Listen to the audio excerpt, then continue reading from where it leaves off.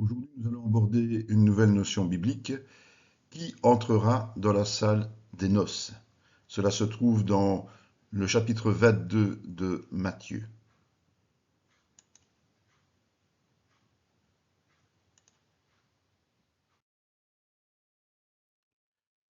La parabole des noces. Un des moyens d'expression de Jésus était la parabole, c'est-à-dire une illustration imagée d'une vérité spirituelle concernant le royaume de Dieu.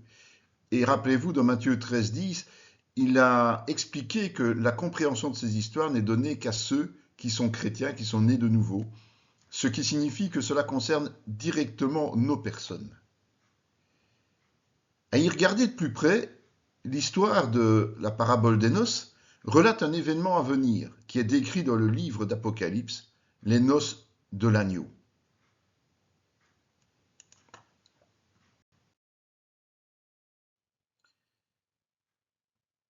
Nous sommes tous envoyés pour faire des nations des disciples.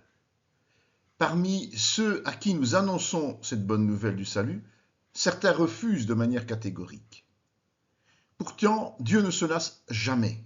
Il persiste à envoyer ses serviteurs pour appeler ceux qu'il désire sauver. Pour ce faire, il insiste sur le fait que les bêtes les meilleures sont prêtes à être dégustées, comme ce fut le cas lors du retour du fils prodigue, qui est raconté dans Luc 15, 20, 24. C'est bien un rassemblement joyeux auquel tous ses invités sont conviés de manière privilégiée. Le repas des noces du fils du roi, ce n'est pas n'importe quelle fête. Beaucoup seraient ravis d'y être conviés.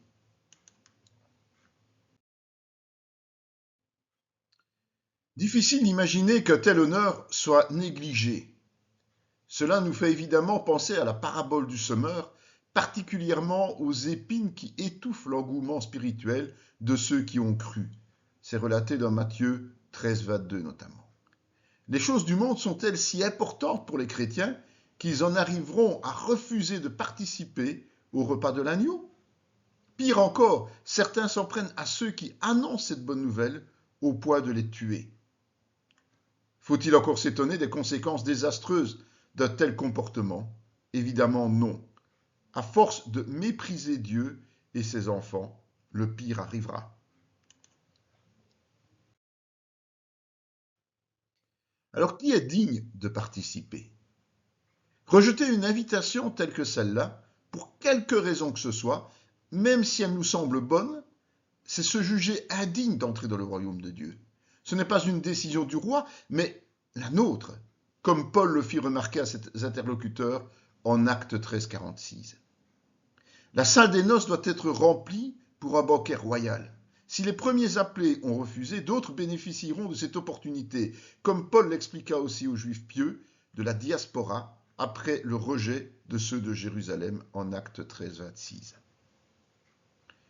L'humilité nous amène à constater que l'invitation n'a pas été lancée par rapport à la valeur des gens, mais par pure grâce, à cause de notre pauvreté spirituelle, comme il est relaté en Marc 2, 17.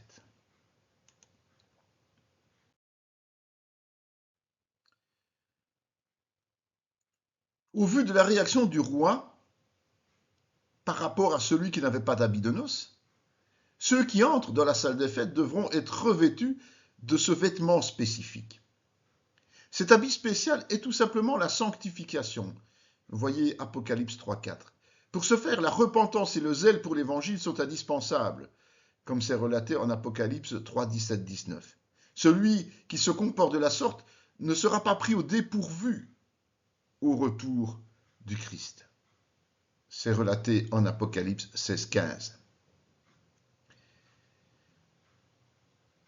Dans Apocalypse 19, 7 et 8, il est dit que nous façonnons notre vêtement de fête par les œuvres de la foi.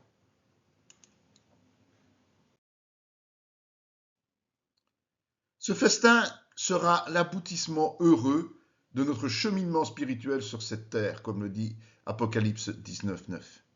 Malheureusement, il n'y a aucun autre moyen de participer aux noces de l'agneau que la sanctification, car rien de souillé ne peut subsister auprès de Dieu.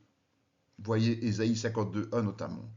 L'intrus, celui qui est venu sans habit de fête, en fera les frais. Il y a beaucoup d'appelés, mais peu d'élus. C'est un constat amer. Même parmi ceux qui ont accepté Jésus, beaucoup se verront refuser l'accès au repas des noces de l'agneau, faute d'avoir agi en temps opportun pour se sanctifier et œuvrer par la foi. Dès que nous avons cru, nous avons reçu notre carton d'invitation. Qu'en avons-nous fait ensuite? L'avons-nous soigneusement rangé dans un tiroir, comme l'ont fait ceux qui ont reçu des talents et des mines, pour le ressortir plus tard, tout en continuant à vivre égoïstement notre vie, ou avons-nous commencé de suite à façonner notre habit de noces?